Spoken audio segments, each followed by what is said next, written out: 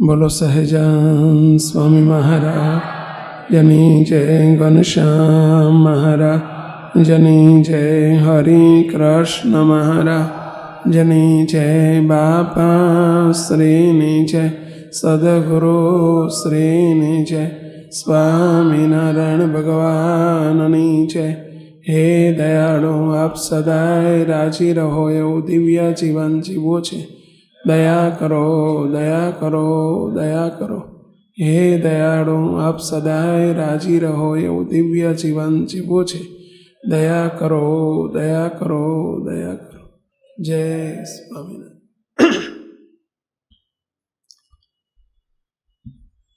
सर्वोपरि सर्वावतारी भगवान स्वामीनारायणनी आ दिव्य सभामां उपस्थित सर्वे मुक्तोने गुरुवर्य परम पूज्य बापजीना पूजनीय संतोना पार्षद मुक्तोना सेवकना सौने खूब प्रेमपूर्वक जय स्वामीनारायण। सर्वे भला मुक्तो आ सत्संगमां आवीने કેટલીક બાબતો સમજવી આપણા બધા માટે બહુ જરૂરી છે।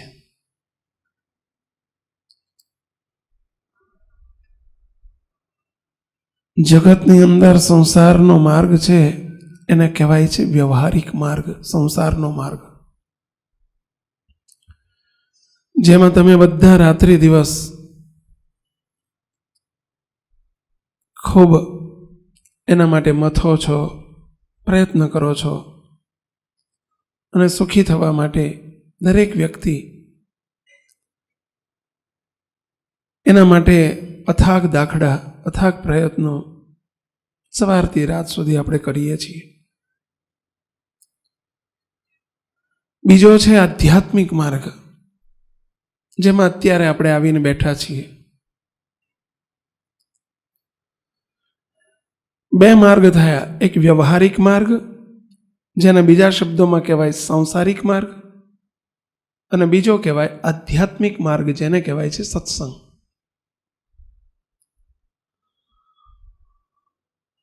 વ્યવહારિક માર્ગ શું ચીજ છે અને આધ્યાત્મિક માર્ગ શું ચીજ છે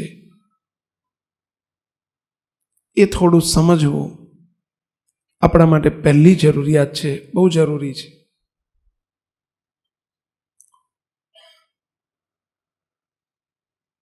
વ્યવહારિક માર્ગ ભૌતિક સુખનો માર્ગ છે। ભૌતિક સુખ એટલે માયિક સુખ, સંસારના સુખ, વ્યવહારના સુખ, લૌકિક સુખ, આ બધા એના જુદા જુદા નામ છે।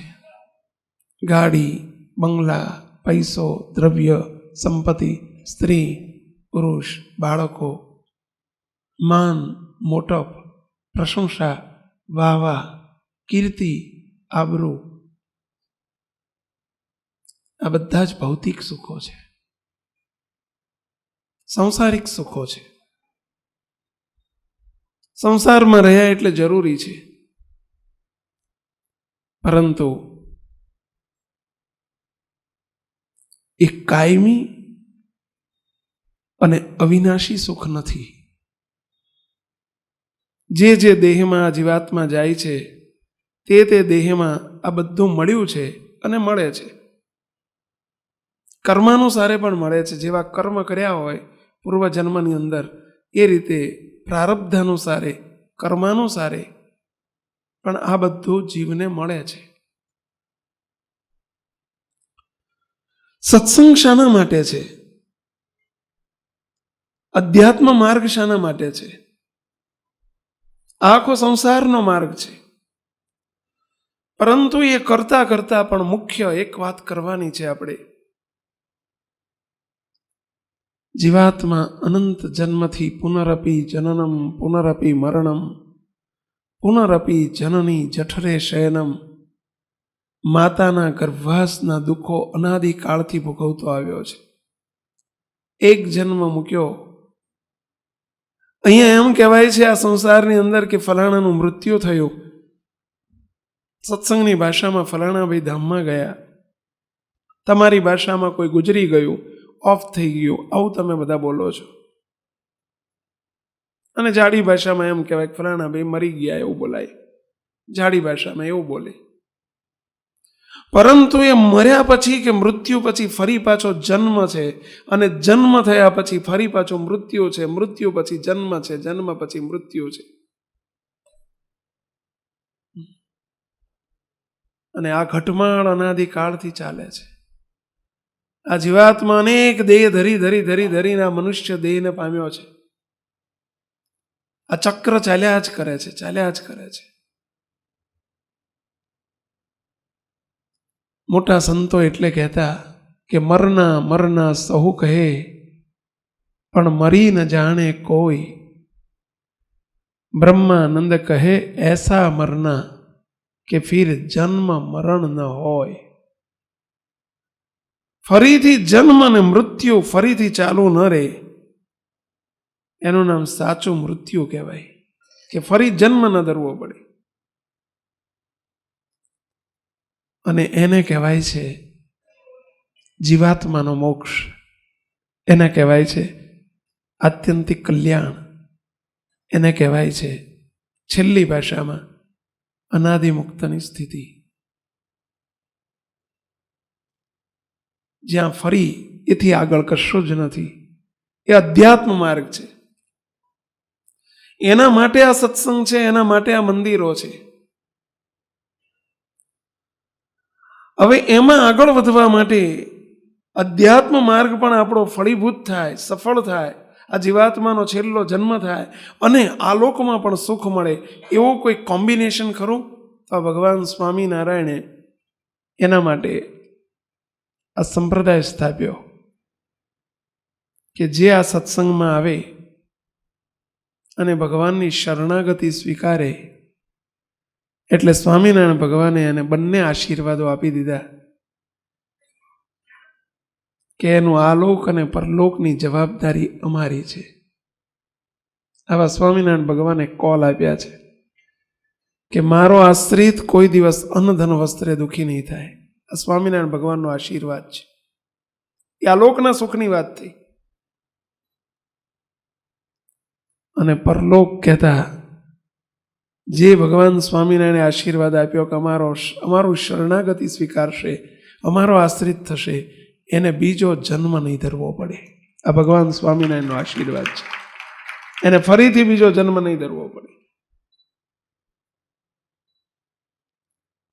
હવે એના માટેની શરત છે. શ્રીજી મહારાજે જેતલપુરનું 5મું વચનામૃત, અને એમાં આ કોલ આપેલો છે, આશીર્વાદ આપેલો છે, પરંતુ શરત મૂકી છે. તમે બધા સંસારમાં છો, તમને ખબર હશે કે દીકરી 18 વર્ષની થાય, 20 વર્ષની થાય, 22 વર્ષની થાય ત્યાં સુધી ભણાવવાની, ગણાવવાની, એને મોટી કરવાની, એને ભરણ પોષણની, એ બધી એની ખાવાની પીવાની ચિંતા એના મા બાપ રાખે છે. પણ જેવી તમારી દીકરી આ સંસારમાં 20-22 વર્ષની થાય ને એટલે તરત એના મા બાપને ચિંતા શું થાય કે હવે એને સારું ઠેકાણું શોધી અને ક્યાંક વળાવી દઈએ કે જેથી કરીને મારા માથેથી ચિંતા ઓછી થઈ જાય. દરેક મા બાપને આવું રહેતું હોય, સ્વાભાવિક છે. હવે દીકરીને જ્યારે સારું ઠેકાણું શોધે, મા બાપની એ પણ ઈચ્છા હોય કે એને સારામાં સારું ઠેકાણું શોધી આપવું, સારામાં સારો ઘર શોધી આપવું, સારામાં સારો દીકરા સાથે લગ્ન કરવા કે જેથી કરીને એને તકલીફ ન પડે, એને ચિંતા ન રહે, એને ક્યાંય દુઃખ ન પડે. આવી દરેક મા બાપ ચિંતા રાખીને આગળ વધતા હોય છે. બરાબર છે? અને એના માટે તમે સારામાં સારું ઘર શોધો છો, સારામાં સારો છોકરો શોધો છો, અને તમામ રીતે દીકરી સુખી થાય એવા પ્રયત્ન કરો છો. અને જ્યારે દીકરીના વેવિશાળ થાય ને પછી લગ્ન થાય એટલે તમે તમારી છેલ્લી ફરજ બજાવી દો છો. અને જ્યારે દીકરો સામેનો તે જે તેને તમે જમાઈ કહો છો એ જ્યારે દીકરીનો હાથ ઝાલે ત્યાર પછી સંપૂર્ણ ચિંતા અને જવાબદારી કોની થઈ જાય છે? એ જમાઈની થઈ જાય, તમારી મટી જાય, એની થઈ જાય. એની બધી ચિંતા પછી એ કરે. પછી એવું ન કે તમારે હવે આનો શું ખવડાવીશ, ને એ ચિંતા એની થઈ જાય. તમારા માથેથી ભાર ઉતરી ગયો. અને એટલે જ જોજો, દીકરી સાસરે જાય એટલે મા બાપ કહેશે હાશ હાશ. એ હાશ કેમ થાય છે? અને પેલાને માથે જવાબદારી આવી ગઈ ને તમારા માથેથી ઉતરી ગઈ. બરાબર? બધી જવાબદારીનો હાર એના માથે પહેરાવી દીધો, એના ગળામાં પહેરાવી દીધો. પછી બધી ચિંતા એની છે. એમ મુક્તો આ તો એક વ્યવહારિક દ્રષ્ટાંત છે. એમ સંતો જોજો તમને મળે ને તમારા ઘેર આવે ને એટલે તમને એવું લાગતું હશે કે સંતો તરત કહે છે તમારો જમણો હાથ લાવો. તમે જોયું હશે, જમણો હાથ લાવો, પછી અંદર પાણી મૂકશે અને આંખ બંધ કરીને કંઈક બોલશે એટલે તમને એમ લાગે કે આ શું મંત્ર બોલ્યા અને શું કર્યું. અમારી ખાનગી વાત છે, પણ તમે બધા ઘરના છો એટલે કહી દઉં તો વાંધો નથી. શું કરીએ છીએ અમે? ઘરનાની આગળ છુપાવાય નહીં. સંતો હાથ ઝાલીને પાણી મૂકીને શું કરે છે? આ વાત તમને રહસ્ય શું છે એનું કહેવા માંગુ છું. પેલો બ્રાહ્મણ જ્યારે તમારી દીકરીને તમારા જમાઈના લગ્ન થતા હોય ત્યારે જે કામ કરે છે એ કામ સંતો કરે છે. બ્રાહ્મણ શું કરે છે? એકબીજાને લગ્ન ગ્રંથિથી જોડી આપે છે. એમ સંતો હાથ ઝાલીને શું કરે છે?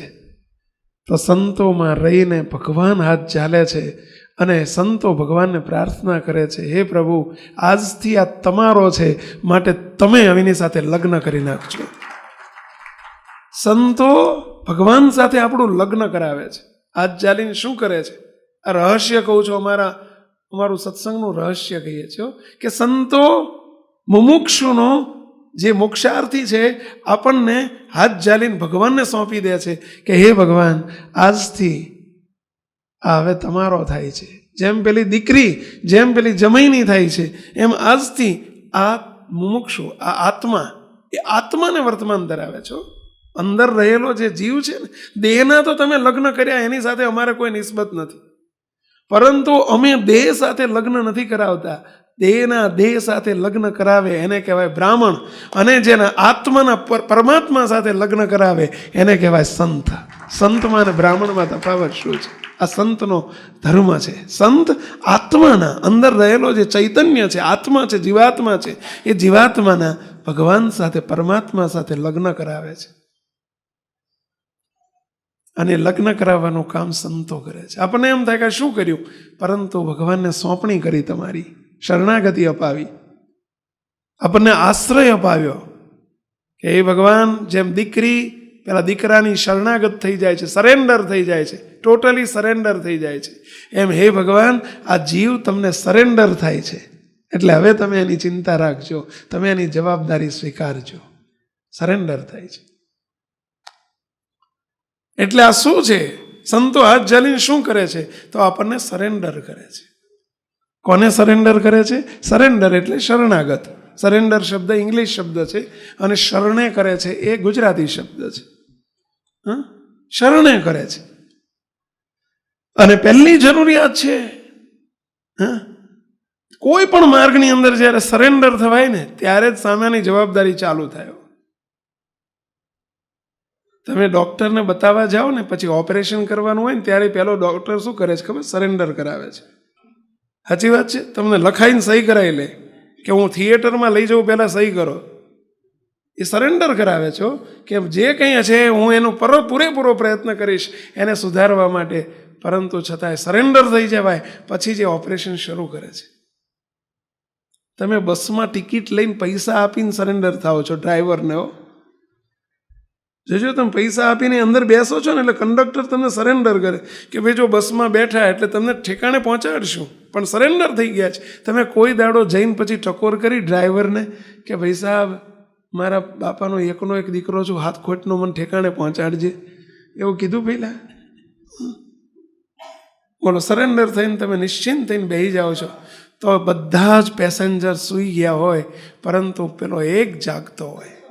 સાચી વાત છે. ડ્રાઈવર જાગતો હોય, મુંબઈ જતા હોય ને લક્ઝરીમાં બેઠા હોય, જોજો રાતની ટ્રીપ હોય, બધા ઊંઘતા હોય, પણ પેલો એક જાગતો હોય. કારણ કે બધાએ 50-60ની ચિંતા કોણે લઈ લીધી પહેલા? એકે લઈ લીધી. પણ એકે ક્યારે લીધી? એની ઉપર વિશ્વાસ મૂક્યો અને એને સરેન્ડર થઈ ગયા ત્યારે. ફ્લાઇટમાં જતા હોય તો જોજો તમે, 300 પેસેન્જરો, અમે તો વિદેશ જઈએ ને ત્યારે જોઈએ છીએ કે 200, 300, 400 પેસેન્જર નિરાંતે ઊંઘતા હોય, ઘસઘસાટ ઊંઘતા હોય. અને કોઈને તો ઘેરે આદત હોય ને એવી ત્યાં આદત હોય, એ તમે જુઓ તો જબરજસ્ત જેસીબી મશીન ચાલતું હોય.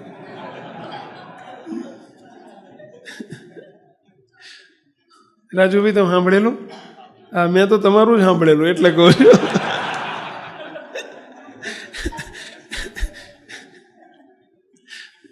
રાજી રહેજો.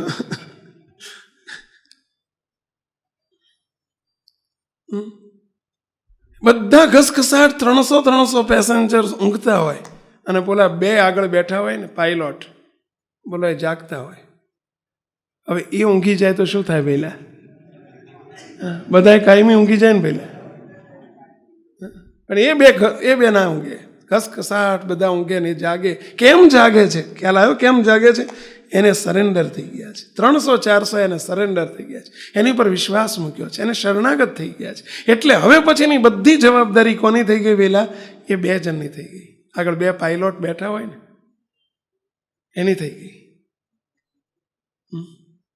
બસ આ ભગવાનને જે સરેન્ડર થાય ને પહેલા, એટલે જવાબદારી કોની થઈ જાય? એમની થઈ જાય. હવે વિચાર કરો તમે કે આ લોકનો પાયલોટ પણ પોતાની જવાબદારી સમજીને પોતાના શરણે થયેલાની સંપૂર્ણપણે રક્ષા કરે છે. રક્ષા કરે છે એટલું જ ના, ઠેકાણે પહોંચાડે છે. બરાબર છે? રક્ષા કરે છે અને ઠેકાણે પહોંચાડે છે. ઠેકાણે એટલે આમ નહીં હો, તમને ડેસ્ટિનેશન સુધી લઈ જાય છે. અમદાવાદ આવવાનું હોય તો અમદાવાદ પહોંચાડે છે, મુંબઈ જવાનું હોય તો મુંબઈ પહોંચાડે છે, ન્યુયોર્ક જવાનું હોય તો ન્યુયોર્ક પહોંચાડે છે, લંડન જવાનું હોય તો લંડન પહોંચાડે છે. એ ઠેકાણે પહોંચાડે છે. રક્ષાએ કરે છે અને ઠેકાણે પહોંચાડે છે. એક આ લોકનો પાયલોટ કે ડોક્ટર કે પછી ડ્રાઈવર, એ પણ આપણી રક્ષા કરે છે અને ઠેકાણે પહોંચાડે છે. કેટલી જવાબદારી નિભાવે છે. તો આ તો અનંત કોટી બ્રહ્માંડના ધણી છે, ભગવાન છે. એને જે શરણાગત થાય એની રક્ષા કરવી અને ઠેકાણે પહોંચાડવા, શું એમની જવાબદારી નથી પહેલા? એ જવાબદારી લે છે. એક દીકરી જ્યારે તમે જમાઈને સોંપો છો એટલે આખી જિંદગી પાલવે છે, અને ઠેઠ ક્યાં સુધી પાલવે પહેલા? મહાપતારી, છેલ્લા શ્વાસ સુધી પાલવે. એને તો પાલવે, એના થકી ઉપજી છે પ્રજા, એને પાલવે. બોલો, કોઈ દળ કીધું કે મારી એકલાની જવાબદારી છે?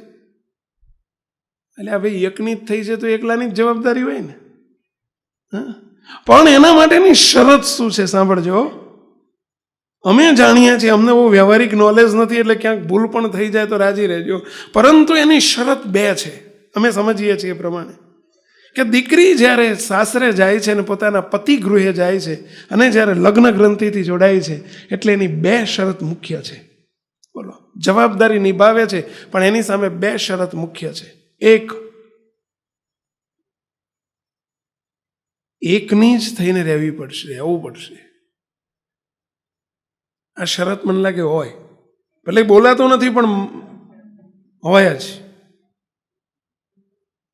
બીજો ગમે તેવો પરપુરુષ, ગમે તેવો રૂડો હોય, રૂપાળો હોય, દેખોડો હોય, તો એના માટે શું થઈ ગયું? વહેલા ચોકડી. શરણાગત સ્ત્રીનું આ લક્ષણ છે હો, કે જેના સાસરે ગઈ અને એના પતિ ગૃહે ગઈ એટલે એની 2 શરતમાં પહેલી શરત આ કે એનો પતિ એ જ એના માટે સર્વસ્વ થઈ જવું જોઈએ. પછી એના પતિ કરતા બીજો પુરુષ ગમે એટલો રૂડો હોય, રૂપાળો હોય, દેખોડો હોય, ગમે તેવો હોશિયાર હોય, ડાયો હોય, આવકમાં સમૃદ્ધ હોય. સ્વામિનારાયણ ભગવાને તો લખ્યું છે વચનામૃતની અંદર કે પોતાનો પતિ તાલેવાન હોય, ગમે તેવો મોટો રાજા હોય, ચક્રવર્તી, બીજો પુરુષ મોટો ચક્રવર્તી રાજા હોય, અને પોતાનો પતિ અતિશય વૃદ્ધ હોય, અતિશય માંદો હોય, કંગાળ હોય, કુરૂપ હોય, તો પણ એને પોતાના પતિને છોડીને બીજો મોટો ચક્રવર્તી રાજા હોય એને દેખીને પણ એનું મન ચલતું નથી, ચલાયમાન થતું નથી. બસ એને એક જ હોય, મેરે તો તું એક હી આધારા. એનો એકનો આશરો કરી નાખ્યો છે, જેને કહેવાય તમારી ભાષામાં પતિવ્રતા પડો. શું કહેવાય એને? પતિવ્રતા પડો. અને જો એ પતિવ્રતા રહે, આ એક શરત, તો જ એનો પતિ બધી જવાબદારી એની નિભાવે. નહીતર હાથ હોપારીને હાથ પૈસા મૂકીને રવા ના કરે. સાચી વાત છે? ના ટકે, ઘરભંગ થાય, ઘર ભાંગે. જો એને બીજાના પતિને દેખીને એનું મન ચલાયમાન થાય તો એનું ઘર ભાંગે, એને તકલીફ આવવાની, મુશ્કેલી થવાની. એમાં કોઈ બે મત નથી. આજે નહીં તો કાલે, આજે ખબર નથી પડી કોઈને, ત્યાં સુધી ઠીક છે, પણ જે દી ખબર પડશે તે દી લોચો થશે. પડે કે ના પડે? પહેલા પડે. એનો પતિ બધું ચલવી લે, કદાચ 2 ગુણ ઓછા હોય ને તો એ ચલવી લે, પણ આ ના ચલવી લે. સાચી વાત છે. હાથ કે ના તો બોલજો, મને બહુ ખબર નથી પડતી. આ તો હું તમને પૂછીને એટલે હું આગળ વધું છું. કંઈ ખોટું હોય તો મને કહેજો પહેલા. આવું હોય કે ના હોય? પહેલા ના ચાલે. બીજા 2 ગુણ હોય તો ચલવી લે, ઓછા હોય ને તો ચાલે. એનામાં આવડત ઓછી હોય ચાલે, કદાચ રોટલી બનાવતા ના આવડતું હોય ને તો ચાલે, માણા રાખીને બનાવશું બાપા, પણ તો હખણી રે બાપા, એવું કહે કે ના કે પહેલા?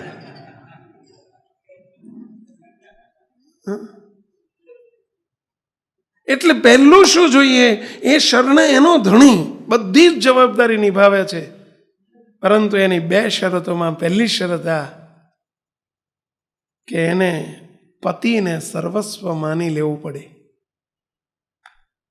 કુદ્રષ્ટિ કરે તો એ ન ચાલે, કુવિચાર કરે તો એ ન ચાલે. એને એ પહેલું કરવું પડે. અને બીજી શરત, એના ધણીની આજ્ઞામાં, એના ગમતામાં રહેવું પડે. સાચી વાત છે? હવે ધણી કે આમ જવું છે ને એક એના મારે આમ જવું છે, મેળ પડશે પેલા? બોલો. એનો ધણી કેમ કરવું પડે, એની આજ્ઞામાં રહેવું પડે, નહીતર બેન ડખા હવાર જ થાય. એ 2 માણાને હવારમાં જ ડખો થાય કે હવારથી શરૂ થઈ જાય? કેટલી વાર થાય દિવસમાં? કાંઈ ના કહેવાય, ડખા જ ચાલે. કારણ કે 2ના વિચાર અલગ છે. એનો ધણી કહે છે કંઈક અને પત્ની કરે છે કંઈક જુદું. ના ચાલે. 2 વસ્તુ, આ 2 શરત છે. બસ બીજું ઓછું વધુ હશે તો ચાલશે, પણ ધણીના કહેવામાં વર્તવું પડે, એના ગમતામાં, એના રાજીપામાં ધણીને રાજી કરવો પડે ને કેમ કરવું પડે, તો એની જવાબદારી નિભાવે છે. અને ધણી જ સર્વસ્વ મનાઈ જવું પડે કે મારો ધણી જ મારું સર્વસ્વ છે. હવે ધણીનું ઘર એને શું કરવું પડે? મારું ઘર એવું કરવું પડે. હજુ તે સાસરે આવીને દીકરી એમ જ કે મારા ઘેર આમ ને મારા ઘેર આમ. થોડા દાડા તો ચલવે, પછી એનો ધણી કે ભાઈ હવે આ તારું ઘર કરીને, હવે પછી બોલ્યું મારા પપ્પાના ઘેર આમે, એવું બોલાય. મારા ઘેર ના બોલાય. શું બોલાય એને? હવે આ ઘર મારું કરવું પડે. વાત સાચી છે? હવે અહીં તો જવાબદારી નિભાવે, કે એમ કરવું પડે તો જવાબદારી નિભાવે. એમ આ તો દ્રષ્ટાંત છે, વ્યવહારિક દ્રષ્ટાંત છે. એવો જ સિદ્ધાંત સંપ્રદાયમાં છે, સત્સંગમાં છે. એક્ઝેક્ટલી એવો સિદ્ધાંત છે. નહીતર જેમ આ 2માં લોચો પડે કે જેમ એક ધણી સિવાય બીજે નજર દોડતી ફરે તો લોચો પડવાનો, દુઃખ આવવાનું, એ દીકરીને દુઃખ આવવાનું. અને એના ગમતામાં ને એના રાજીપામાં નહીં રહે, ધણીના રાજીપામાં ના વર્તે તો દુઃખ આવવાનું. અને પછી વહેલા હાર એ ઘેર પધારવાના પાછા. પેલો ગુજરાતીમાં કહેવત છે ને, પાછું મીઠું પાટડી, એમ પાટડી આવવાના. સમજ્યા? એમ મુક્તો સમજો. આ સત્સંગની અંદર પણ સંતો આપણને વર્તમાન ધરાવીને, અને વર્તમાન કહેવાય છે, ભગવાનને શરણું અપાવે છે આપણને કે હે સ્વામિનારાયણ ભગવાન, આ જે સામે બેઠા છે અથવા જેનો હાથ ઝાલ્યો છે એનો હાથ તમે ઝાલજો અને એને તમારા શરણે લઈ લેજો. એમ કરીને આપણા આત્માને પરમાત્માની સાથે લગ્ન કરાવે છે, જેને સ્વામિનારાયણ સંપ્રદાયમાં કહેવાય છે વર્તમાન વિધિ. શું કહેવાય છે એને?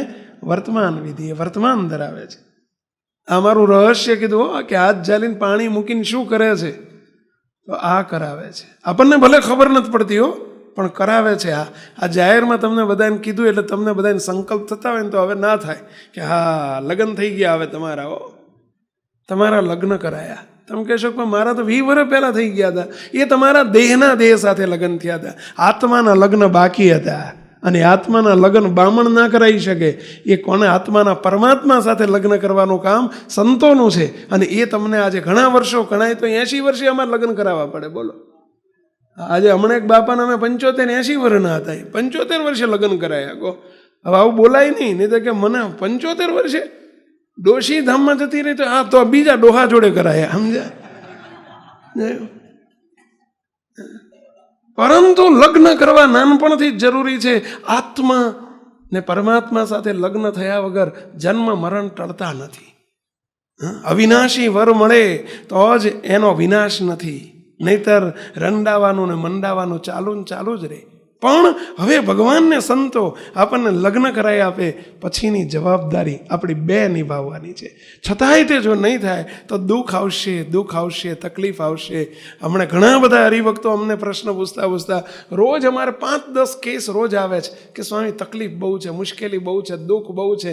કોઈને તનનો દુઃખ ને, કોઈને મનનો દુઃખ ને, કોઈને ધનનો દુઃખ ને, કોઈને જનનો દુઃખ ને. તમે જુઓ તો આ દુનિયા, અમને તો એમ જ લાગે કે મારું હરવા દુનિયા આખી દુઃખદાયક, દુઃખકારી છે. કોઈ સુખી જ નથી આ દુનિયામાં. બોલો, રાજા ભી દુખિયા ને રંક ભી દુખિયા, ધનપતિ દુખિત વિકાર મેં. પૈસા વાળાએ દુખિયા છે ને પૈસા વગરના દુખિયા છે. પૈસા વાળાની ચિંતા છે કે શું ખાવું, અને પૈસા વગરનાની ચિંતા છે કે શું ખાવું. બોલો, એટલે સમજી ગયા? પેલા ઓલાને ચિંતા પૈસા વગરનાને, કારણ કે એને ખાવાનું નથી. પેલાને બહુ છે એટલે ડૉક્ટરે બધી ના પાડી છે. બદામ નહીં ખાવાનું, કાજુ નહીં ખાવાનું, તળેલું નહીં ખાવાનું, ઘી નહીં ખાવાનું, શ્રીખંડ નહીં ખાવાનું, આઈસ્ક્રીમ નહીં ખાવાનું. સમજ્યા? તમે જુઓ તો રોટલી નહીં ખાવાનું, રોટલી ખાવ તો તળેલી ચોપડિયા વગર નહીં ખાવાની. તો શું ખાવું બાપા? સમજ્યા? એ નહીં ચિંતા. આ દુનિયા જ આખી. રાજા બી દુખિયા. જોજો, જેને સત્તા નથી એ અત્યારે દુખિયા છે, ને સત્તાવાળાને ખુરશી ખેંચ કરતા હોય એનું દુઃખ. સમજ્યા? દીકરા વાળાએ દુઃખી છે ને દીકરા વગરનાય દુઃખી છે. બોલો, અમે તો નજરે જોઈએ છીએ, બધે ચારે બાજુ ફરીએ છીએ ને. બોલો, એક ભાઈ આવ્યા રડતા સ્વામી 3 દીકરે હું વાંજ્યો છું. તે રોવા માંડ્યું એમ બોલીને. 3 દીકરે કે હું વાંજ્યો છું. બોલો, નથી એ કે હું વાંજ્યો છું, અને 3 દીકરા છે તો કે હું વાંજ્યો છું. કીધું કેમ? કે સ્વામી 3માંથી એકે પાણી પાય એવો નથી. બોલો, આ હોય તો એ દુખિયા, ના હોય તો એ દુખિયા. આ સંસાર આખો દુઃખથી ભરેલો છે. જ્યાં સુખ ઓછું છે અને દુઃખ ઝાઝું છે, એનું નામ જ સંસાર. સંસારનો અર્થ જ આ છે. There are painful pleasure, pain is more and pleasure is little. That is સંસાર.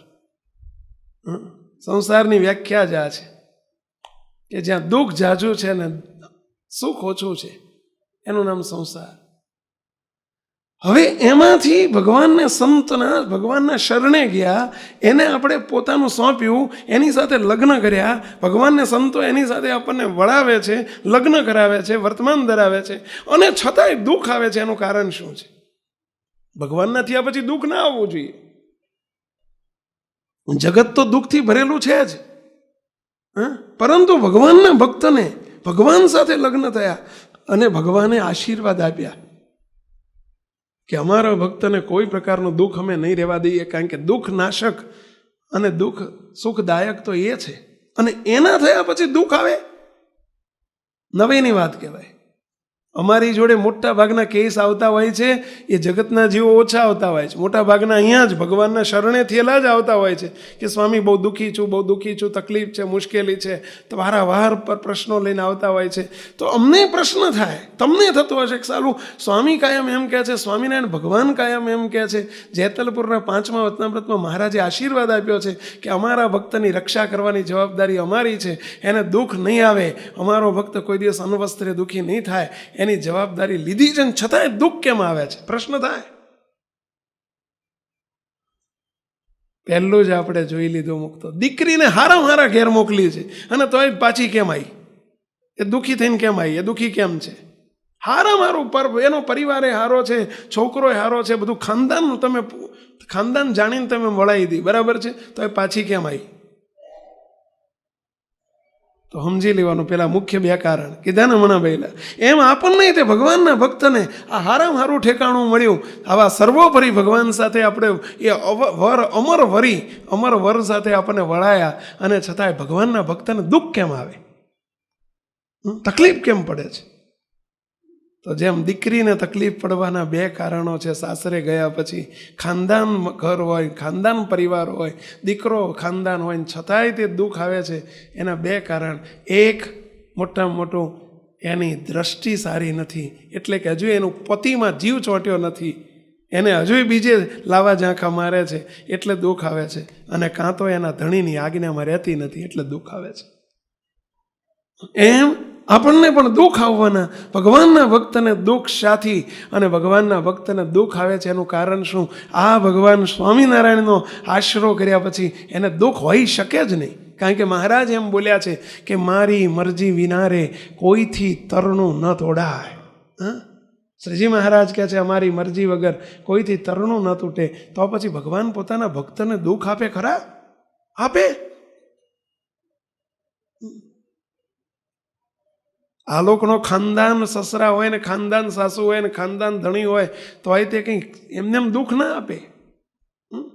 તો પછી આ તો ખાનદાનમાં ખાનદાન છે ભગવાન, અને એ કેમ ભક્તને દુઃખ આપે છે? તો એના મુખ્ય, જેમ પેલા 2 કારણ છે, એમ આમાં પણ 2માંથી જ આપણે થોડુંક વિસ્તૃતિ કરેલા 4 કારણો છે કે ભગવાનના ભક્તને દુઃખ આવવાના 4 કારણ છે. કોઈ પણ પ્રકારનું દુઃખ આવે તો એવું નહીં વિચારતા કે ભગવાન મારી કસોટી કરે છે. આપણે તો સીધું જ લઈ જઈએ ક્યાં? પહેલાં ભગવાન જો ને મારી કેવી કસોટી કરે છે.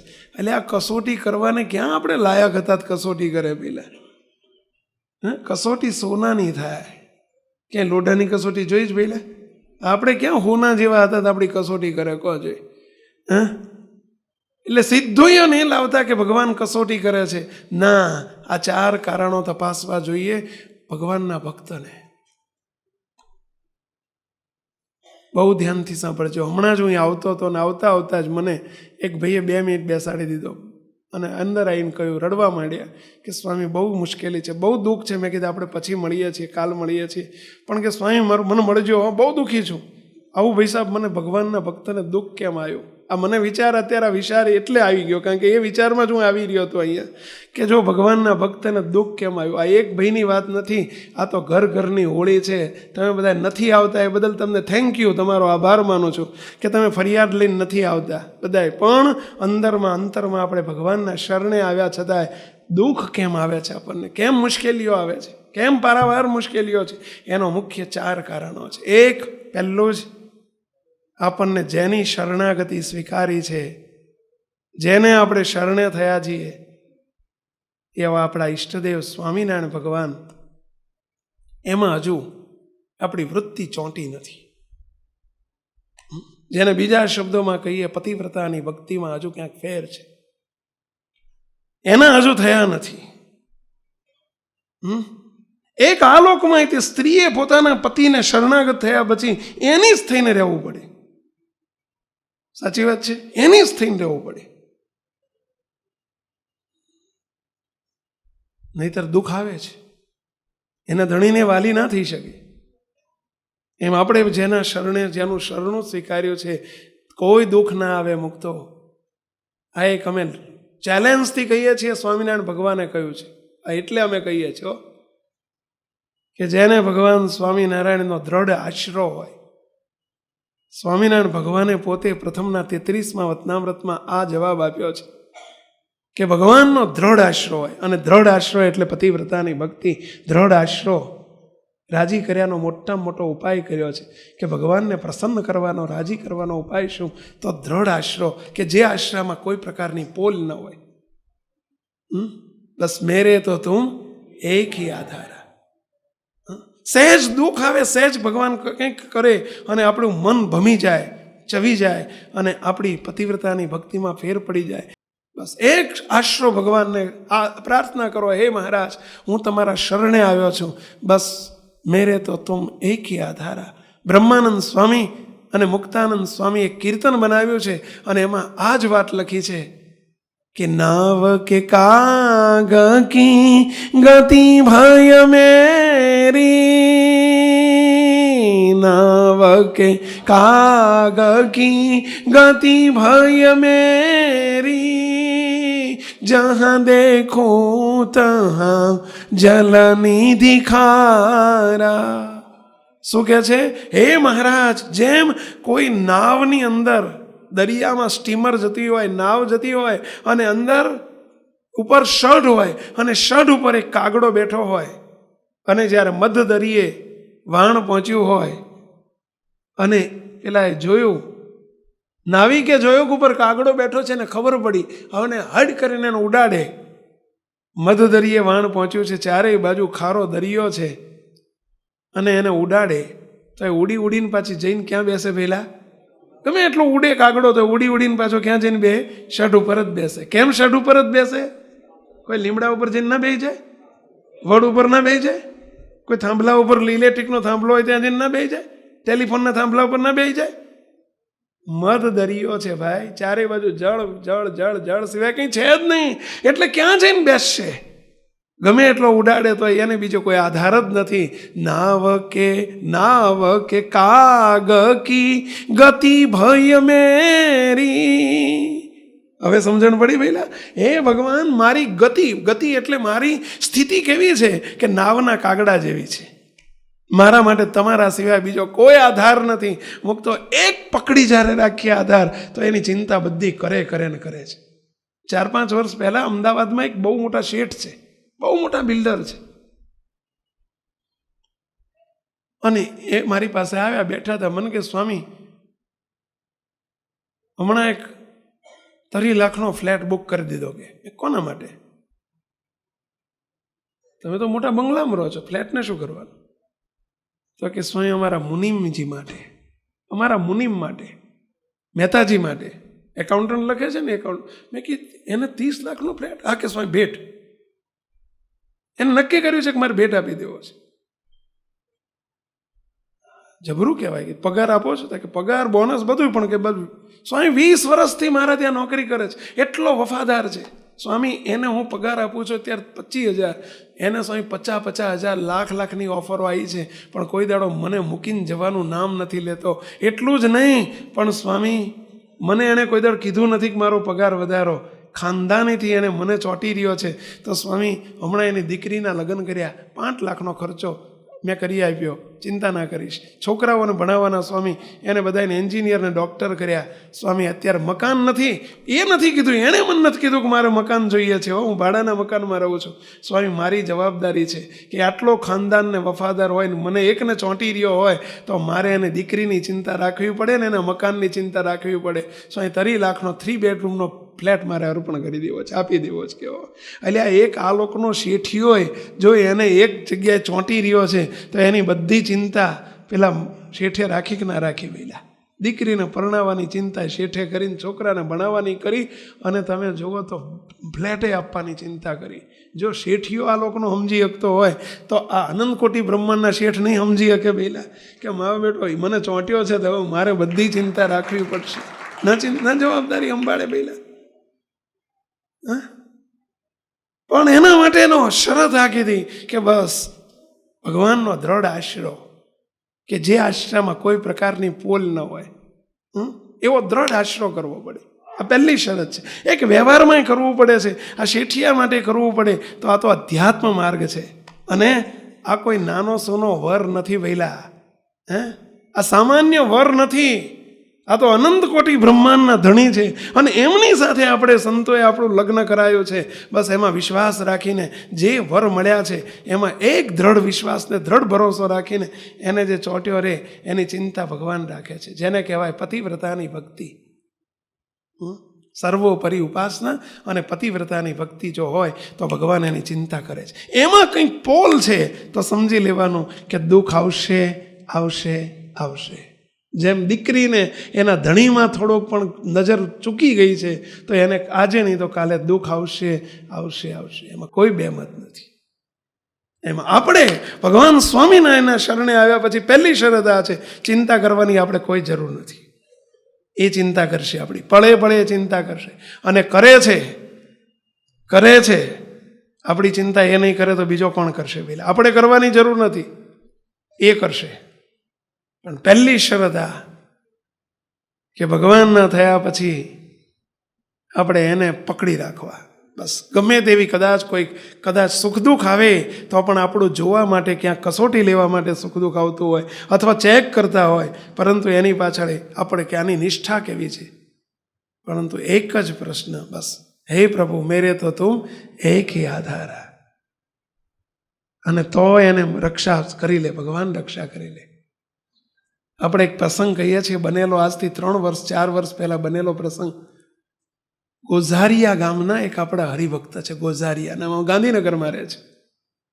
એમનું ગામ ગોઝારિયા છે પણ રહે છે ગાંધીનગરમાં. વર્ષોથી ગાંધીનગરમાં રહે છે. 26 સેક્ટરમાં છે. બાઉભાઈ એમનું નામ છે, બાઉભાઈ પટેલ, ગોઝારિયાના છે. સચિવાલયમાં નોકરી કરે છે, ત્યાં પછી એમણે બંગલો બનાવ્યો છે ગાંધીનગરમાં, ત્યાં સેટલ થયા છે. 4 વર્ષ થયા હશે આ વાતને. 2009ની સાલની વાત છે, 5 વર્ષ થયા. એ બાબુભાઈને ભગવાન સ્વામિનારાયણનો આશરો થયો. ભગવાનની આ વરમાળા ધારણ કરી. જેમ પેલું દીકરીને શાસ્ત્રે જઈને પેલું મંગળસૂત્ર કહે ને, આ મંગળસૂત્ર છે, આ મંગળસૂત્ર છે. અને જેમ પેલી આ લોકમાં વ્યવહારની તે પેલો સેંથો પૂરે, એમાં સેંથો છે. આ છે ને સેંથો છે, સમજી લો ને. તિલક ચાંદલો છે ને સેંથો છે. એ સધવાનું પ્રતીક છે. સધવા એટલે સમજ્યા પેલા? વિધવા એટલે જે પતિ ન હોય એ વિધવા કહેવાય, અને પતિવાળી હોય એને સધવા કહેવાય. સેંથો કોણ પૂરે પહેલા? સધવા પૂરે કે વિધવા પૂરે? મને ખબર નથી, તમને પૂછું છું. એમાં તિલક ચાંદલો એ સધવાનું પ્રતીક છે, બીજું કશું નથી. કોઈ કહે કેમ કરો છો? તો પેલી સ્ત્રી કેમ સેંથો પૂરે છે? એટલા માટે અમે આ કરીએ છીએ કે અમે તે આ ભગવાન સ્વામિનારાયણનું લાયસન્સ છે અને એનું આ ચિહ્ન છે કે અમે વિધવા નથી, અમે ધણી વગરના નથી, ધણીવાળા છીએ, એનું આ પ્રતીક છે પહેલાં, બીજું કશું. અને સ્વામિનારાયણ ભગવાને તેવો આશીર્વાદ આપ્યો છે કે આ તિલક ચાંદલાના જે કોઈ દર્શન કરશે એનો પણ મહારાજ કે અમારે એને પણ અક્ષરધામમાં લઈ જવા છેલ્લો જન્મ કરવો છે. પણ શરત એક શરત ખરી પહેલાં. ઘણા તિલક ચાંદલા કરીને પછી ઊંધું મારતા હોય અને પછી તિલક ચાંદલો વગોવાય એવો ધંધો ના કરશો, મહેરબાની કરીને. નહીંતર ઘણા પછી બીવે કે આ તો કોરું કંકુ, છેટા રહેજો કે હા, એવું બને છે. એવા 2-4-5 નપુસક હોય ને, નપુસક કહેવાય, નપાવટ કહેવાય, કે જે ભગવાનને પણ લજવતા હોય, મહેરબાની કરીને ધંધો કરશો નહીં. આ ચાંદલાનું મૂલ્ય નાનું સૂનું નથી. ઘણા એને કહીએ ચાંદલો કરજો, તાકે આપણે ઊંધું મારતા હોય ને ચાંદલો કરવો એના કરતાં કે ના કરવો હારો. એટલે આ ચાંદલો કરો ને ઊંધું મારવાનું બંધ કરો, સમજ્યા? એ બંધ કરવાનું હોય. ઓછું કંઈ ચાંદલો કરીને ઊંધું નહીં મારવાનું, ઊંધું મારતા હોય તો બંધ કરવાનું. એટલે મુક્તો ક્યારેય પણ ભગવાનનો એ ચાંદલો લજવવો નહીં. આ ભગવાનની પ્રસાદી છે, એમની આજ્ઞાથી કરીએ છીએ તો એ લજવવો નહીં. હવે બીના એવી બની કે આ ભાઈ બાબુભાઈને જાત્રાએ જવાનું, બધા આજુબાજુમાંથી એમના સગા સંબંધી, એમના સમાજના બધા જાત્રાએ જતા હતા. તે ઉત્તરાખંડમાં એ બાજુ બધે પેલો બદ્રી કેદાર ને બદ્રીનાથ ને એ બાજુ બધે અયોધ્યા ને કાશી ને મથુરા ને પરોક્ષની જાત્રાએ જતા હતા. આ ભાઈને નિષ્ઠા તો પાકી, પણ બધા સમાજના હરિભક્તો બધા ચોટ્યા કે આવવું પડશે આવવું પડશે આવવું પડશે. ભાઈ થોડા સમાજના આગેવાન હતા એટલે કે ચલો તારે આવું, એટલે જાત્રાએ ગયા. ને એમાં બદ્રીનાથથી બદ્રી કેદાર જતા હતા. હવે એ રસ્તો બધો બર્ફીલો, જે ગયા હશે ને ખબર હશે, આખો સ્નો ત્યાં હોય ને બર્ફીલો રસ્તો, અને એની ઉપર ચડીને જવાનું બહુ હિંમત કોક કરે, એમાં કોક જ હિંમત કરે. બાકી બદ્રીનાથ જવું એટલે બહુ અઘરું હોય અને બહુ હિંમત ન કરે હોય. પણ આ એમાં 50-60 જણ ગયા હતા, એમાંથી 24 જણાએ હિંમત કરી કે આપણે જવું છે. અને આ આગેવાન એટલે એમને ઉપાડ્યા. હવે આ બધાની આગળ 3 ભૂમિયા લીધા છે. ત્યાં પેલા ગાઈડ લેવા પડે, ભૂમિયા કહેવાય. આગળ એક ભૂમિયો છે, વચ્ચે એક ભૂમિયો છે, પાછળ એક ભૂમિયો છે. એના માટે સ્ટીક આવે, સ્ટીકથી નીચે ખૂંચી જાય બરફમાં, એવી સ્ટીક રાખે. એના શૂઝ પણ અલગ પ્રકારના શૂઝ આવે. શૂઝ એટલે સમજ્યા ને, જોડા, બૂટ, એ પણ અલગ પ્રકારના, જેથી કરીને પેલું સરકી ના જવાય. બરફમાં ચાલવાનું હોય તો સરકી ન જવાય, લપસી ન પડાય. આ બધી જ વ્યવસ્થા કરાઈ અને લઈ જવું પડે. એકની લાઈનમાં ચાલવાનું હતું, 2-3-4 કિલોમીટર ચાલવાનું હતું. અને પાછો સ્લોપ ઉપર ચડવાનું હતું, ઢાળ ઉપર ચડવાનું હતું. બધા ભગવાનનું ભજન કરતાં કરતાં ચાલ્યા જાય છે. આ સ્વામિનારાયણના ભક્ત એટલે સ્વામિનારાયણ સ્વામિનારાયણ, હે મહારાજ કરતાં કરતાં ચાલ્યા જાય છે. ઓલો ગાઈડ છે આગળ, વચ્ચે પાછળવાળા બધા સૂચના આપતા જાય કે હવે આ રીતે ચાલજો, આમ ચાલજો, આમ ચાલજો. એ રીતે બધું ચાલી રહ્યું છે. 1.5-2 કિલોમીટર તો ચાલ્યા, પણ એમાં એક એવી સિચ્યુએશન ઊભી થઈ, એવી પરિસ્થિતિ ઊભી થઈ કે આ બાઉભાઈ કોઈ નહીં, 24માંથી આ બાઉભાઈ સરક્યા, લપસ્યા. હવે એમના પેલા બૂટે કામમાં ના આવ્યા અને પેલી સ્ટીક લાકડી કામમાં ના આવી, અને એવા લપસ્યા, પડ્યા એવા સર કરતા. હવે 2 બાજુ ઊંડી ખાઈઓ, અને એમાં એક બાજુ ઊંડી ખાઈમાં સીધા જ નીચે. હવે એવડી મોટી ઊંડી ખાઈઓ, 500-500, 1000-1000 ફૂટની, કોઈ એનું માપ જ ના થાય એટલી ઊંડી ખાઈઓ. અને એમાં ગયા. જેટલા પાછળ હતા એમણે તો બૂમા બૂમ કરી દીધી, બાબુલાલ ગયા, બાબુલાલ ગયા. હવે કોણ બચાવવા જાય બાબુલાલને? કહો, કોઈ હિંમત કરે આમાંથી? અને બચાવવા જાય તો એ બચે? ઓલા ગાઈડે તે જોતા રહી ગયા. અને જય સ્વામિનારાયણ, બાબુલાલ ગયા. હવે ત્યાંથી તો ના કોઈને ફોન થાય, ના કોઈની જોડે વાત થાય, કરવું શું? બાબુલાલ ગયા. આશા મૂકી દીધી, બાબુલાલ ગયા. હવે બાબુલાલ ગયા તો ખરા, પણ ભગવાનને કરવું. અને અંદર એક મૂળિયું, 2 ખાઈની વચ્ચે હાંકડી ખાય, અને એમાં એક ઝાડનું મૂળિયું પકડી ગયું. કોને? આ બાબુલાલના હાથમાં આવી ગયું. પડતા નીચે પડતા. આ બનેલી હકીકત કહું છું. એક ઝાડનું મૂળિયું એકદમ પકડાઈ ગયું, અને પકડાઈ ગયું એટલે એમને ઝાડી લીધું. હવે મૂળિયું છે કે પછી કોઈ વાયર છે કે શું છે ખબર નથી, પણ એમને લાગ્યું એવું કે આ મૂળિયું છે. પેલું ખરબચડું હતું, અંધારું ગુમ હતું એટલે દેખાતું નહોતું, પણ મૂળિયું હોય ખરબચડું, એવું ખરબચડું જાડું મૂળિયું પકડી ગયેલું. 2 હાથે મૂળિયું પકડીને લબડ્યા છે, જેને પુલઅપ્સ કરતા હોય ને એ રીતે. હવે એવી સ્થિતિ સર્જાણી. હવે નીચે 200-500 ફૂટ, ઉપર અંધારું, નીચે અંધારું, ચારેય બાજુ સાંકડી ખાઈ આખી, અને લબડીને બરાબરના એ લટકી રહ્યા છે. હવે એ વખતે ભગવાન કેવા સાંભળે એ તો તમને મને અત્યારે ખબર નહીં પડે. એ તો એવી સ્થિતિ સર્જાય ત્યારે જ ખબર પડે કે એ વખતે ભગવાન કેવા સાંભળે અને કેવી પ્રાર્થના થાય. પણ દુઃખ આવે ને ત્યારે પ્રાર્થના ખરેખરી થાય. આપણે અત્યારે બધાને ભગવાન સાંભળતા નથી ને મંદિર આવવાનું મન નથી થતું. એનું કારણ શું ખબર છે? સુખિયા છીએ ને એટલે. બાકી દુઃખ આવે ને ત્યારે બધું બધાને ભગવાન બહુ સાંભળે. અને એ વખતે માંડ્યું ભજન, હે સ્વામિનારાયણ ભગવાન મારી રક્ષા કરો. અને એ વખતે એવી પ્રાર્થના માંડી થતા એ કે હું તો બૂમો પાડું, અને એવી બૂમો પાડે, પણ કોણ સાંભળે? ઉપર એક સંભળાય નહીં, નીચે સંભળાય નહીં, કોઈ આશરો, કોઈ બીજો આધાર જ નહોતો. અને મૂળિયું પકડીને હવે લટકી રહ્યા છો. ક્યાં સુધી લટકી રહેવાય કહો? અને કોણ એમ? હેલિકોપ્ટરે આવે એવી જગ્યા નથી. આવે કેવી રીતના? કોણ બચાવે એમને? શું થાય? 5 મિનિટ, 10 મિનિટ, અડધો કલાક, હે મહારાજ સ્વામિનારાયણ સ્વામિનારાયણ સ્વામિનારાયણ, હે મારા વાલા રક્ષા કરો, રક્ષા કરો, એકલા બૂમો પાડે છો. અને અડધો કલાક થયો મૂકતો.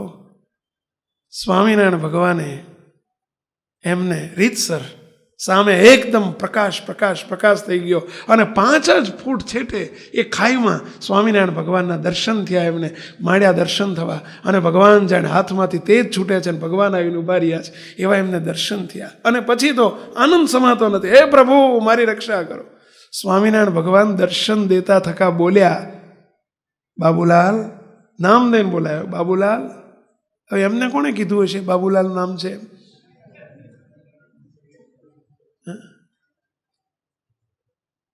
ધણીને એની સ્ત્રીનું નામ પૂછવા જવું પડે પહેલા. એમ જેને હોપ્યા છે પોતાને, જેને શરણાગત થયા એટલે એના નામ એમને ખબર ના હોય પહેલા. હા, તમને તમારા 5 હાથ છોકરા હોય તો બધાના નામ આવડે છે. છોકરાના છોકરા 10 હોય તો એ નામ આવડે છે. કોઈ દર ભૂલા પડ્યા તમે એમાં? હા, તો ભગવાનને તો આવડે જ ને પહેલા. એટલે કે બાબુલાલ, અમે કહીએ એમ કરશો? ભગવાન પ્રશ્ન પૂછે છે. અમે કહીએ એમ કરશો? હા પ્રભુ, તમે કહો એમ કરો. હાથ તો જોડાયા નતા હો, 2 હાથથી લટકતા લટકતા બોલે છે, પ્રભુ તમે કહો એમ કરું પણ મને બચાવો જલ્દી. ભગવાન કે જો બાબુલાલ, મૂળીઓ છોડી દો. શું કહે છે? મૂળીઓ છોડી દો. હવે મૂળીઓ છોડી દો, છૂટે કે ના છૂટે પીલે. ભગવાનનું તો માનવું જોઈએ કે ના માનવું જોઈએ? કોઈ માણા કે મૂળીઓ છોડી દો ન મનાય, પણ સામે ભગવાન એમ કહે છે કે મૂળીઓ છોડી દો.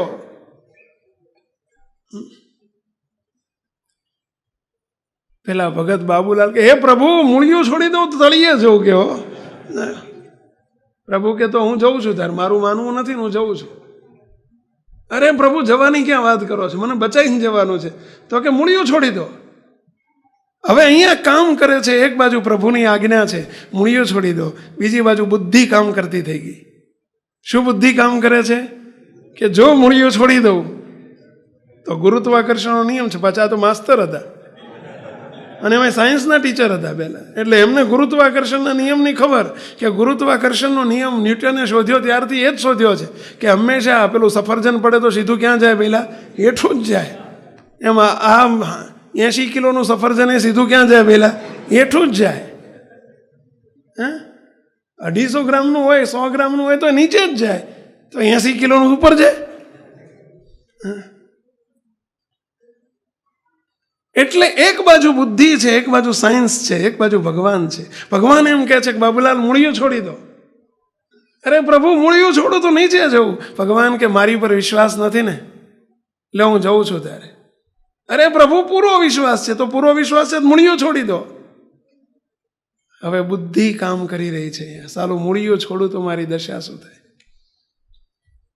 ભગવાન કે બસ અચળ ભરોસો રાખતા શીખો, અમારી પર અચળ ભરોસો રાખો, મૂળીઓ છોડો. કથાઓ તો બહુ સાંભળેલી, હમણે અત્યારે જેમ સાંભળવા બેઠા છે ને, સાંભળેલી કથા નકામી નથી જતી હો. હા, સાંભળેલી. અને એ વખતે કામમાં આવ્યું કે ભગવાન ઉપર અચળ ભરોસો જોઈએ. અને આ દુનિયા આખી ભરોસા ઉપર ચાલતી હોય તો ભગવાનનો માર્ગ પણ ભરોસા ઉપર ચાલે છે. એટલે આ તમે ડૉક્ટર જોડે જાઓ ને 50,000 લાખ રૂપિયા આપીને પેટ કપાવો છો, પેટનું ઓપરેશન કરો, લાખ રૂપિયા આપીને પેટ કપાવો છો, તોય તે તમને કંઈ એમ થાય છે કે મારો બેટો મારી નાખશે. તો આ શું છે? કેટલો ભરોસો છે કે પેટ કાપીને તે હાજુ કરી નાખશે. છે ને ભરોસો? પહેલા એક ડૉક્ટર ઉપર ભરોસો, આની ઉપર ભરોસો નહીં. અને એમણે બાબુલાલ કે હે પ્રભુ છોડું છું કરીને છોડ્યું. અને છોડતાની સાથે જ વિજ્ઞાનનો નિયમ વિજ્ઞાન પાસે રહી ગયો અને પ્રભુએ કાંડું ઝાલીને ઉપર લઈને પેલા બધા ટ્રેકિંગ કરતા હતા ને વચ્ચે લઈને મૂકી દીધા બાબુલાલને. જય સ્વામિનારાયણ બોલો. જે બધા જતા હતા એની વચ્ચે લઈને ગોઠવી દીધા. ફરી પાછા બધા કહેલા બાબુલાલ આયા. ક્યાં ગયા હતા? બાબુલાલ કહેતા કંઈ બોલશો નહીં, ક્યાં ગયો તો જાત્રા કરી આવ્યો. કે મને મારે બદ્રીનાથે થઈ ગયું ને બદ્રી કેદારે પતી ગઈ મારી જાત્રા. ઓય ઓય ઓય ઓય. એ બાબુલાલ આજે પણ છે. અને એ બાબુલાલે પોતે કહેલી આ વાત કહું છું કે મુક્તો ભગવાનના શરણાગતની ચિંતા ભગવાન કરે છે, પણ આશરો દ્રઢ જોઈએ. એનો આશરો દ્રઢ જોઈએ. આ કોઈ દંતકથા નથી હો, બનેલી વાત છે. 4/19/2009 બનેલી વાત છે. ભગવાન સ્વામિનારાયણનો કોલ છે, અમારા ભક્તની રક્ષા અમે કરશું, પરંતુ પહેલો જ દ્રઢ આશરો જોઈએ. દુઃખ નહીં આવે. આવે છે પણ ભગવાન ઉગારી લે છે. જો એમાં ઢચું પચું થયું અને જો એમાં આપણે વિવરિંગ માઇન્ડ થયું અથવા તો એમાં સહેજ લપસ્યા એટલે જય સ્વામિનારાયણ. ભગવાન કે લે તાર તું કર. એક સ્ત્રીને પણ જો એના પતિ સામુ જ દ્રષ્ટિ રાખવી પડવી ફરજિયાત હોય તો શરણાગત ભક્તને પણ પોતાના ઈષ્ટદેવ પોતાના પતિ સામુ દ્રષ્ટિ એક કરવી ફરજિયાત છે. મુક્તો આ પતિવ્રતાની ભક્તિ જોઈએ તો ભગવાનના ભક્તને ભગવાન દુઃખ નહીં આવવા દે. એક વાત મુક્તો ભગવાનના ભક્તને દુઃખ આવે છે એનું કારણ એક પહેલું આ છે કે ક્યાંક આપણી ભક્તિમાં લોપ થયો છે, પતિવ્રતાની ભક્તિમાં ફેર પડ્યો છે. એટલે બીજું, જેમ પેલી સ્ત્રીને જેમ એના ધણીને ગમતામાં એની આજ્ઞામાં ન વર્તે તો દુઃખ આવશે, એમ આપણે પણ ભગવાનની આજ્ઞામાં ગમતામાં ન વર્તીએ તો દુઃખ આવે છે. એક્ઝેક્ટ એવું જ છે. અહીંયા તે હીરો ઘોઘે જઈ આવ્યો એના જેવું જ થાય. પહેલા એની આજ્ઞામાં રહેવું પડે, એના ગમતામાં રહેવું પડે, એના રાજીપામાં રહેવું પડે. જેમ એક સ્ત્રીને પણ પોતાનું ઘર માંડવું હોય છે તો પતિની આજ્ઞામાં રહેવું પડે છે, એમ આપણા પતિ છે એની આજ્ઞામાં આપણે રહેવું પડે. એમાંય ઘણી બધી આજ્ઞાઓ છે પણ એમાં મુખ્ય 2 આજ્ઞા છે. મુક્તો ગ્રહસ્થ માટે મુખ્ય 2 આજ્ઞા છે, અમારા માટે 1 આજ્ઞા છે. તમારે મુખ્ય 2 આજ્ઞા જાણી લેજો. બોલો, ચેલેન્જ સાથે કહું છું કે આ જેટલું તમને અત્યારે કહેવાય છે એ પ્રમાણે વધશો તો મુક્તો અમારી ચેલેન્જ છે તમને કે સ્વામિનારાયણ ભગવાનનો આશ્રિત એને કોઈ તનનું મનનું ધનનું જનનું કદી પણ ભગવાન દુઃખ ના આપે. ચેલેન્જ સાથે કહું છું, ઓપન ચેલેન્જ છે અમારી. પરંતુ આટલી 4 બાબતો કહેવી છે. એમાં પહેલી બાબત, ભગવાન સ્વામિનારાયણની નિષ્ઠામાં ફેર હોય તો દુઃખ આવશે, જે હમણાં કહ્યું એમ. બીજું, આજ્ઞા મુખ્ય 2 છે. ઘણી આજ્ઞાઓમાં મુખ્ય 2 આજ્ઞા છે. સ્વામિનારાયણ ભગવાને પોતે વચનામૃત ગ્રંથની અંદર પ્રથમના 34માં વચનામૃતમાં કહ્યું છે કે અમારા ભક્તને જે સુખ દુઃખ આવે છે એ કાળ કર્મ અને માયાનું પ્રેર્યું આવતું નથી. જે શ્રીજી મહારાજનો આશ્રિત થયો એને દુઃખ કાળ કર્મ અને માયાનો એની પર હુકમ નથી. જેમ રાજાના દીકરાની ઉપર પોલીસવાળાનો હુકમ નથી. એના શિક્ષા કરવી હોય ને કંઈક વાંક આવે ને તો આ રીતે પોલીસવાળો એને રાજાના દીકરાને શિક્ષા ના કરે, એ તો રાજા જ એક લાફો મારી શકે. એના જેવું છે. આપણે હવે ભગવાન સ્વામિનારાયણના દીકરા થયા, રાજા ધીરાજના આશ્રિત થયા, પછી કાળ કર્મ ને માયા પોલીસને ઠેકાણે છે, એ પછી એને દુઃખ કે સુખ ના આપી શકે. ભગવાન સ્વામિનારાયણની આજ્ઞા પાળવે કરીને સુખ આવે છે અને આજ્ઞા લોપવે કરીને દુઃખ આવે છે. તો કઈ આજ્ઞા લોપવાથી દુઃખ આવે છે? તો એમાં મુખ્ય 2 આજ્ઞા છે. એક, બહુ ધ્યાનથી સાંભળજો મુક્તો, તમે બધા સંસારમાં છો, ગ્રહસ્થ છો, અમે ત્યાગી છીએ. અમને સ્વામિનારાયણ ભગવાને પણ 5 મુખ્ય આજ્ઞા કરી છે. તમને પણ સ્વામિનારાયણ ભગવાનના ભક્તને પણ 5 આજ્ઞા મુખ્ય કરેલી છે. દારૂ, માટી, ચોરી, અવેરી, વટલવું નહીં, વટલાવું નહીં. આ 5 આજ્ઞા છે સત્સંગી માટેની. અમને 5 આજ્ઞા કરેલી છે સ્વામિનારાયણ ભગવાને. નિષ્કામ, નિર્લોભ, નિર્માન, નિર્સ્વાદ અને નિર્સ્નેહ. આ 5 આજ્ઞા છે. અમારી ડિટેલમાં હું નથી જતો એટલે કારણ કે અમારી લઘુમતી છે. અત્યારે અમે જો 4, 5, 6 જ દેખાઈએ છીએ. તમે જાજા છે એટલે મારે તમારી ઉપર જ અત્યારે વાત કરવાની છે. અમારી શિબિરમાં હું તમારી વાત ના કરું. આ સંતોની શિબિર બેઠી હોય ત્યાં એમની જ વાત કરીએ. પણ અમને ભગવાન સ્વામિનારાયણે મુખ્ય 1 આજ્ઞા કરી છે, નિષ્કામી વર્તમાનની આજ્ઞા. અને બીજી અમારી નિર્લોભી વર્તમાનની આજ્ઞા છે. મુખ્ય 2 છે. એક, 8 પ્રકારે સંતો અને સાધુએ 8 પ્રકારે સ્ત્રીનો ત્યાગ કરવો પડે. સ્ત્રીનો તિરસ્કાર નથી હો. સ્વામિનારાયણ સંપ્રદાયમાં સ્ત્રીનો તિરસ્કાર નથી. ઘણા એમ કહેતા હોય છે, નહીં અણસમજુ વ્યક્તિઓ, કે સ્વામિનારાયણ સંપ્રદાયમાં સ્ત્રીઓ પ્રત્યે નફરત છે, સ્ત્રીઓનો તિરસ્કાર છે. આ વાત તદ્દન ખોટી છે, વાહિયાત છે.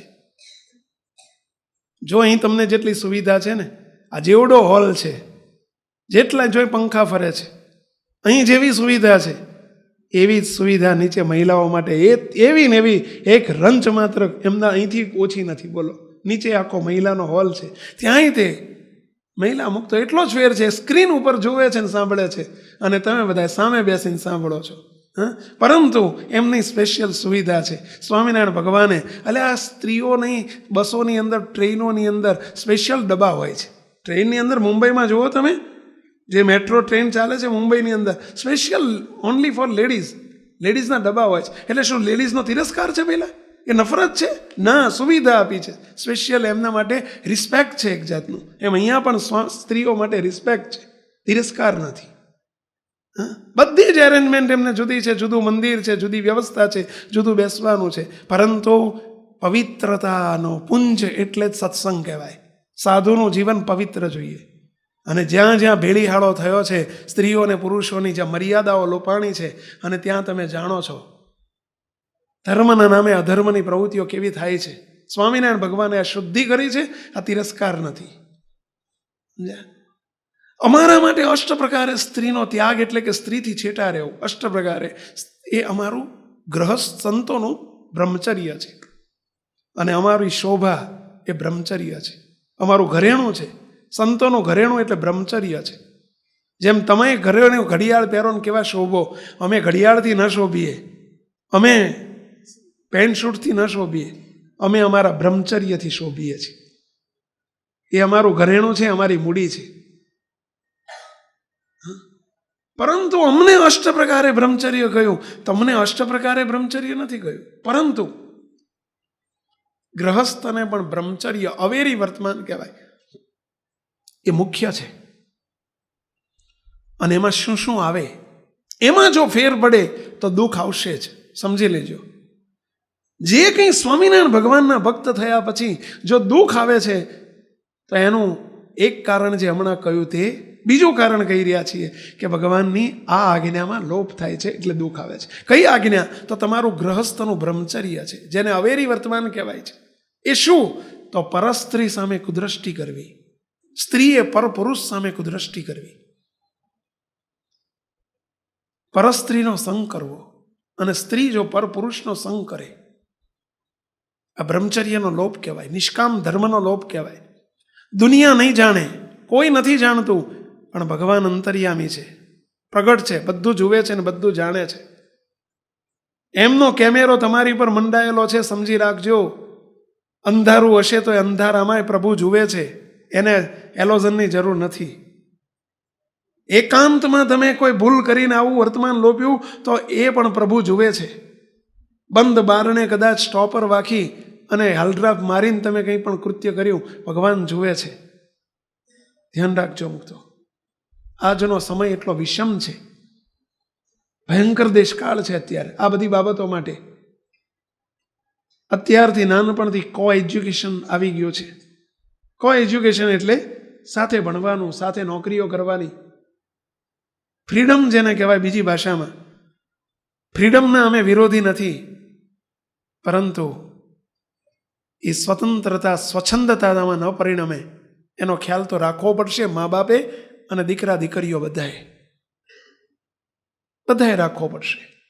અને એ વિષયનું સુખ જે ફ્રીડમમાંથી આવતું, જે સ્વચ્છંદતામાંથી આવતું વિષયનું સુખ, અને જે એના લીધે જે વર્તમાન લોપાય, સ્ત્રી અને પુરુષોની જે મર્યાદા છે, એક પત્નીત્વ અને એક પતિત્વની જે મર્યાદા સમાજ તરફથી બંધાયેલી છે, અને એમાં જ્યાં ફેર પડશે, સમજી રાખજો, પરસ્ત્રીનો સંગ તમને હેરાન દુઃખી કરશે જ.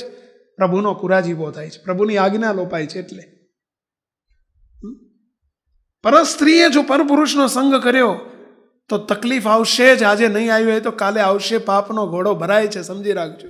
એમાં કોઈ બે મત નથી. સ્વામિનારાયણ ભગવાને એટલે આની શુદ્ધિ રહે એટલા માટે સ્વામિનારાયણ ભગવાને તો એટલે સુધી આજ્ઞા કરી છે કે પોતાની માં હોય, યુવાન અવસ્થાવાળી પોતાની માં હોય, પોતાની બહેન હોય, પોતાની દીકરી હોય, એની સાથે પણ એકાંત સ્થળને વિશે ન રહેવું, અને એની સામે દ્રષ્ટિ માંડીને જોવું પણ નહીં. તમે કહેશો કે સ્વામી આ વધુ પડતું નથી, અતિશયોક્તિ નથી? બિલકુલ નથી. આજના જમાના માટે બિલકુલ નથી. મુક્તો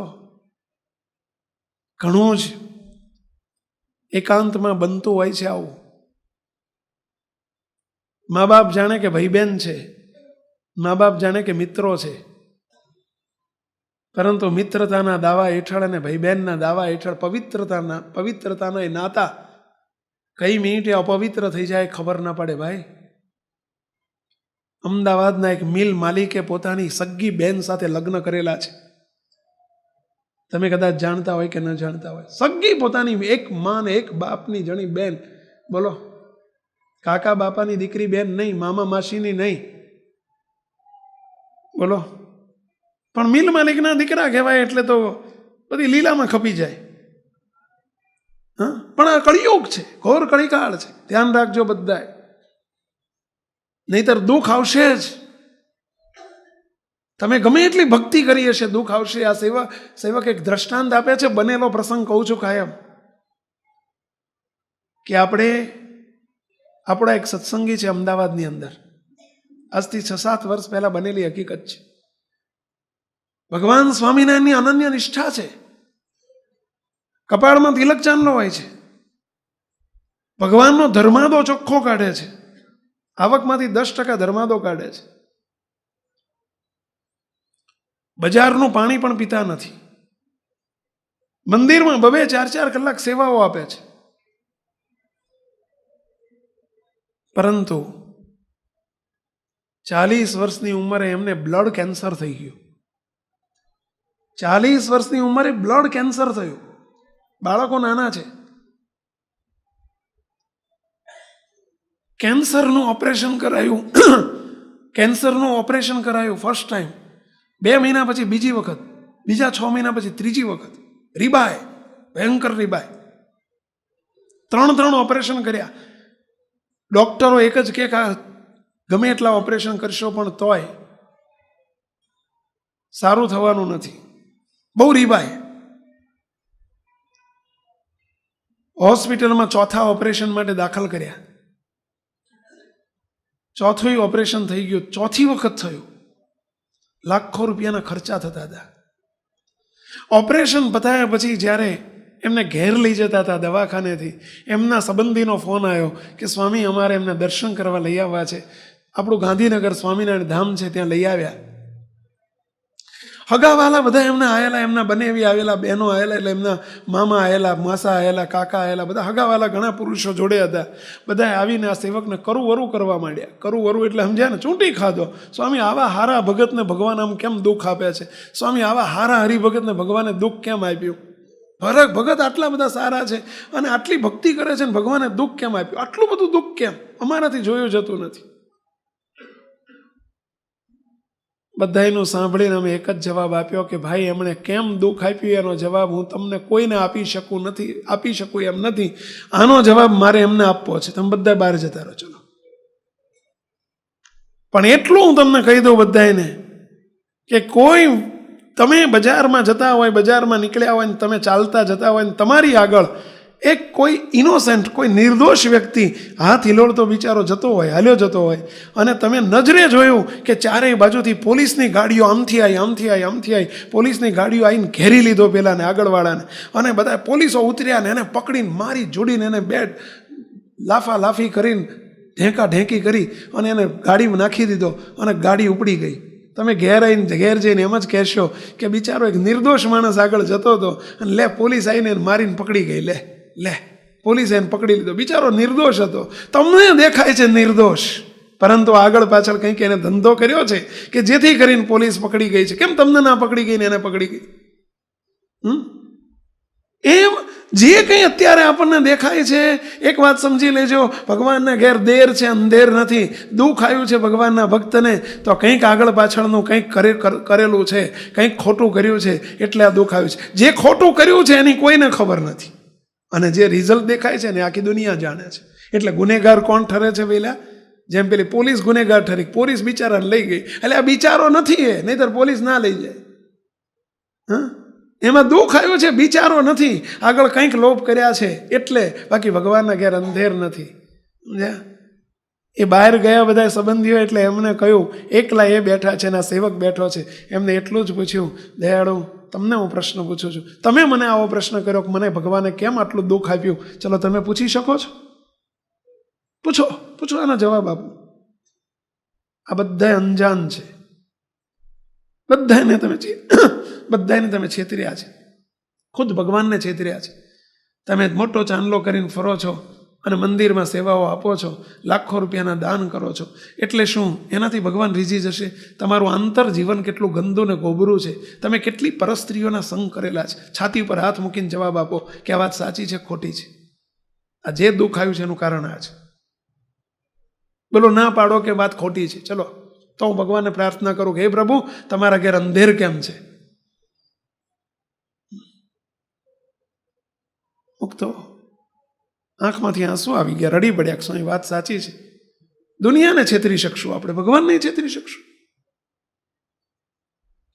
ધ્યાન રાખજો બધા મુક્તો.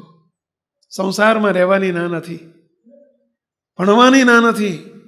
અમે તો કિશોરોને, યુવકોને હાથ જોડીને કાયમ કહેતા હોઈએ છીએ કે મહેરબાની કરીને વિજાતી મિત્ર કોઈ ન કરશો, વિજાતી મિત્ર ન કરશો, નહીંતર એનું પરિણામ આ જ આવશે. બહુ સાવધાન રહેજો. અત્યારના પહેરવેશ એવા, અત્યારની રહેણીકરણી એવી, અત્યારના ઇન્ટરનેટ ને મોબાઈલનો યુગ એટલો ભયંકર છે કે જેમાં નાનપણથી જ બાળકોને ગંદી રમતો, ગંદા ચિત્રો, ગંદા દ્રશ્યો, ગંદી કેસેટો, ગંદી ફિલ્મો, એના વિકારોને વધુને વધુ સુદૃઢ કરાવીને એને ખતમ કરી નાખે છે. ધ્યાન રાખજો, સંસારમાં છો. જો આવી પ્રકારની કોઈ પ્રવૃત્તિ થઈ ગઈ હોય આપણાથી, તો એનું કોઈ પ્રાયશ્ચિત, દુઃખ ના આવે એનો કોઈ ઉપાય, હા, ભગવાનના મોટા સંતની પાસે જઈ અને નિષ્કપટી થઈને પ્રાયશ્ચિત કરી નાખવું, એની આગળ નિષ્કપટી થઈ જવું. અથવા તો ભગવાન આગળ પત્ર મૂકીને તે રડી પડવું, હે પ્રભુ, મારી ભૂલો થઈ ગઈ છે, મને માફ કરજો. તો ભગવાન દિલનો દરિયો છે, દયાનો સાગર છે, માફ કરી દેશે. મુક્તો. પરંતુ દુઃખ આવવાનું પહેલું કારણ ભગવાનની નિષ્ઠામાં ફેર, બીજું કારણ નિષ્કામ ધર્મમાં ક્યાંક લોપ થયો છે એટલે. ત્રીજું કારણ શોર્ટમાં લઈ લઈએ છીએ, સમય થઈ ગયો છે. ભગવાનના ભક્તને સ્વામિનારાયણ ભગવાને ગ્રહસ્થને આજ્ઞા કરી છે, પોતાની જે કંઈ આવક હોય, નીતિમત્તાની આવક જ ઘરમાં લાવો. એ દૈવી દ્રવ્ય છે. અનીતિનો પૈસા તમને જરૂર દુઃખી કરશે. કોઈ દિવસ અનીતિનો પૈસો ઘરમાં ન આવવા દો, એવી અમારી બે હાથ જોડીને પોકારીને અમે તમને વિનંતી કરીએ છીએ. મુક્તો, એ પૈસો લાગશે હારો, પરંતુ ભોગવવો પડશે, એમાં કોઈ બેમત નથી. અનીતિનો પૈસો એટલે લાંચનો પૈસો, રુશ્વતનો પૈસો, અધર્મનો પૈસો, ભેળસેળથી મેળેલો પૈસો, કોઈકને લૂંટીને લીધેલો પૈસો, કોઈને દુબવીને લીધેલો પૈસો, કોઈને ભોળવીને લીધેલો પૈસો,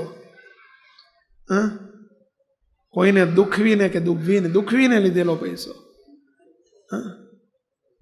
અનીતિનો પૈસો છે. અને એ પૈસો ઘરમાં આવી ગયો, આજે નહીં તો કાલે દુઃખ આવશે. તમારી પ્રજા નાલાયક પાકશે. ઘરમાં વ્યસનો નહીં હોય તો વ્યસનો આવશે, એમાં કોઈ બેમત નથી.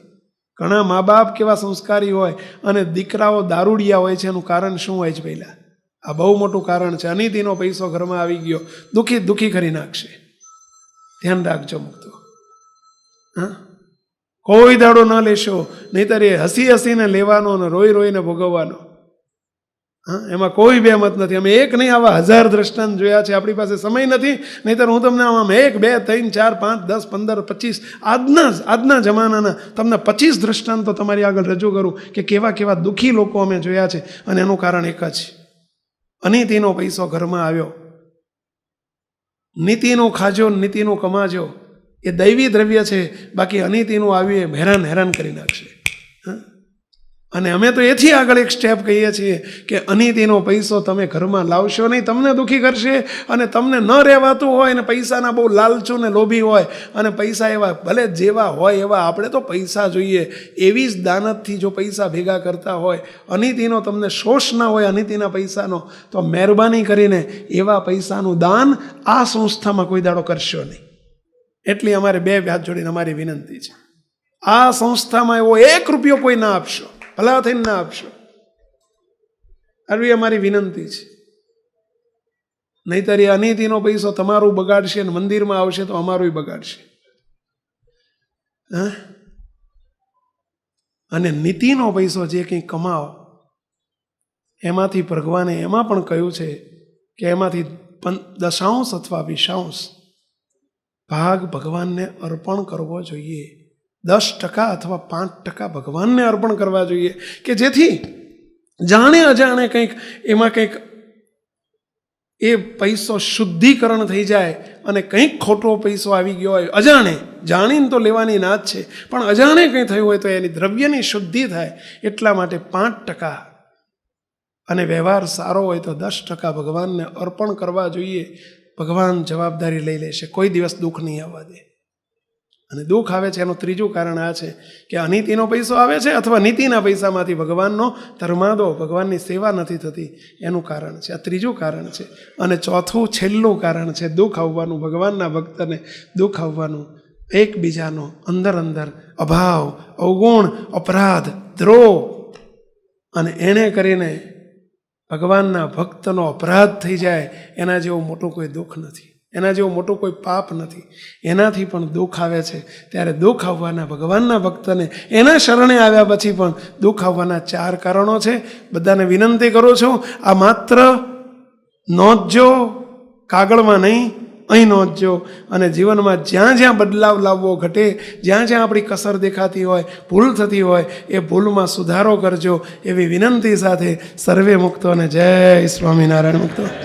જય સ્વામિનારાયણ તો બોલો.